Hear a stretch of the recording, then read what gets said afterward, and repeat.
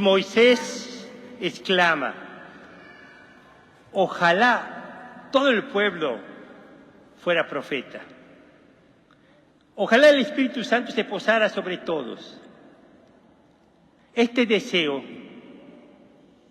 esta exclamación de Moisés, ya se cumple, y se cumple en nosotros.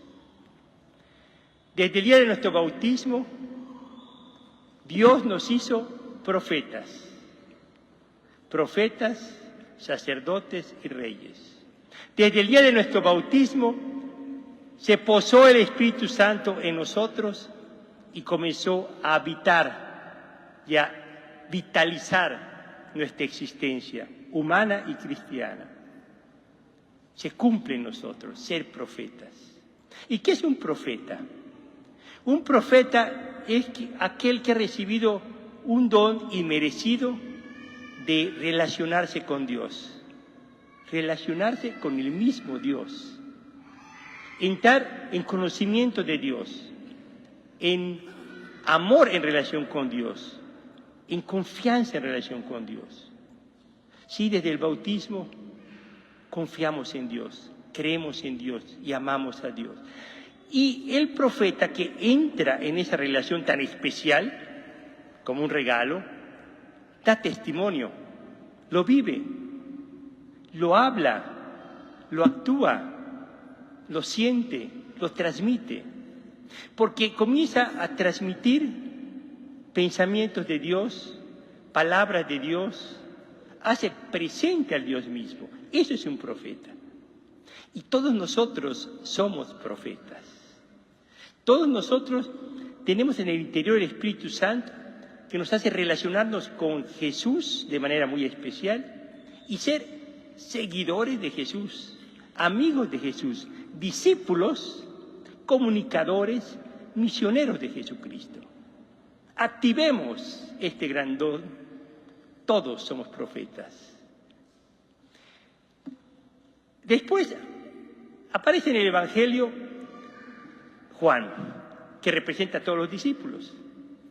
Y Juan presenta una situación que a veces nosotros, como discípulos de Jesús, cometemos.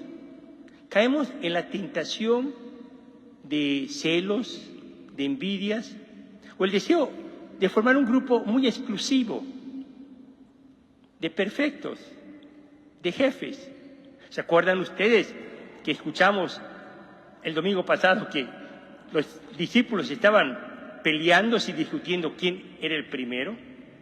Pues ahora lo hacen diciendo nosotros como grupo somos los primeros, somos los mejores. ¿Y por qué sucede esto? Porque Juan, representando a los discípulos, le dice, allí hay un hombre que en tu nombre, está haciendo milagros y no pertenece a nuestro grupo. Aquí vemos como muchas veces nosotros, lo importante no es que Dios obre en todos, no es que Dios no nos interesa tanto que otros aprendan a ser de Jesús y comunicar a Jesús, sino estamos muy preocupados de que pertenezcan a mi grupo. Y entonces puede ser a mi grupo, a mi movimiento, a mi carisma, a mi grupo de amigos, aquellos que piensan como yo, que actúan como yo, y a todos los demás los descalificamos. Y dice Jesús, no se los prohíbas, porque todo aquel que en mi nombre, en relación con Jesús, hace el bien, no puede hablar en contra de mí y no puede ir en contra de nosotros. Hoy vamos a pedirle mucho a Dios que sepamos descubrir los valores de los demás.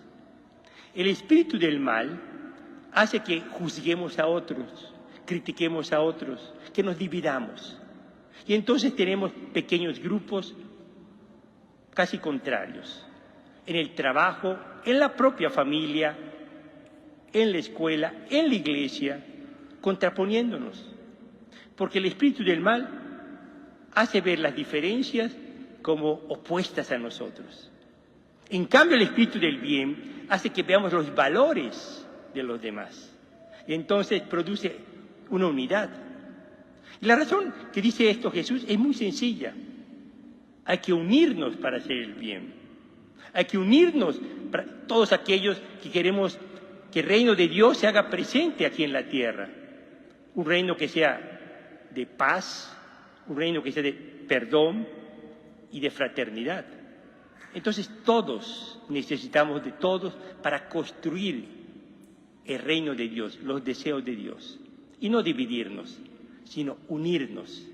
Es lo que en la Iglesia, que el Papa Francisco nos invita a vivir como Iglesia sinodal, es: vamos a caminar juntos, vamos a estar unidos, defendiendo aquellos valores que son del Evangelio, viviendo aquella experiencia de Dios Padre que nos hace ser hermanos y hermanas de todos, vivir esa experiencia de la amistad con Cristo que nos hace disponibles y amigos con los demás, y movidos por el Espíritu Santo, pensando en positivo, actuando en positivo, buscando todo lo bueno que tienen todos, porque así se construye el reino de Dios.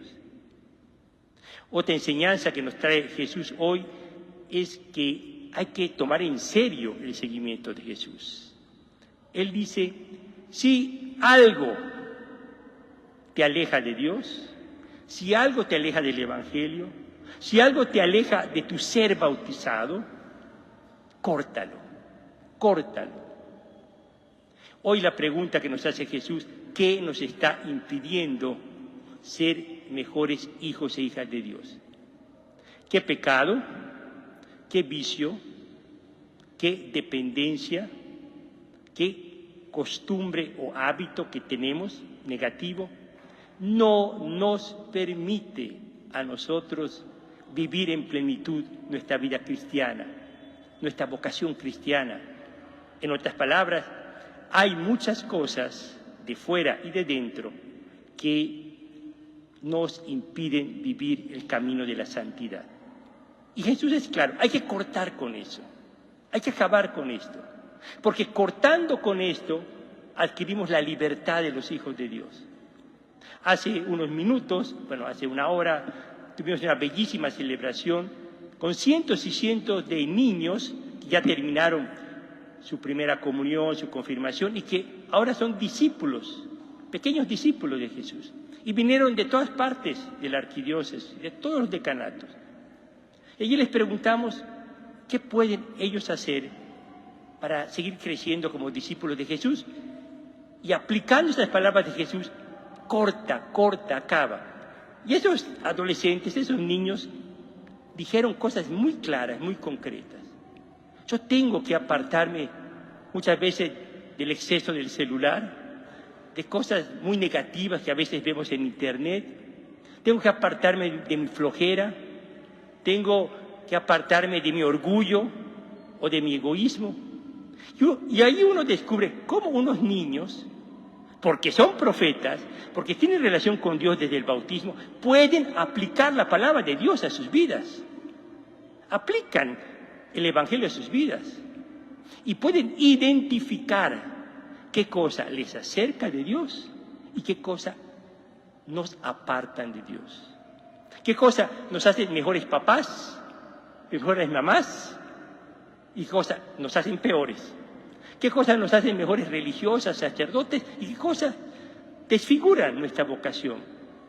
Y dice Jesús: todo aquello que te impide vivir felizmente tu vocación, córtatelo, para que puedas ser libre para vivir la plenitud de ser hijo de Dios, de ser discípulo misionero de Jesucristo.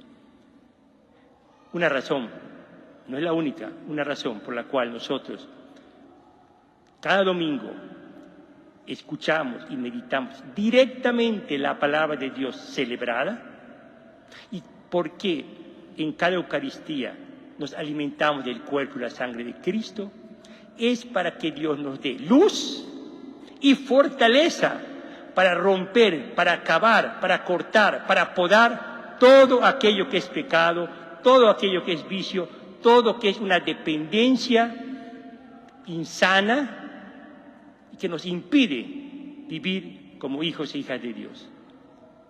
Que María Santísima nos acompañe en nuestro camino de libertad y vivificar en nosotros nuestra gran vocación.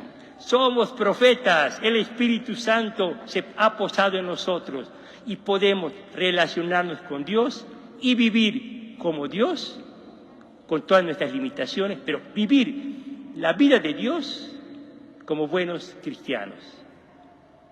Con María, todos discípulos y misioneros de Jesucristo.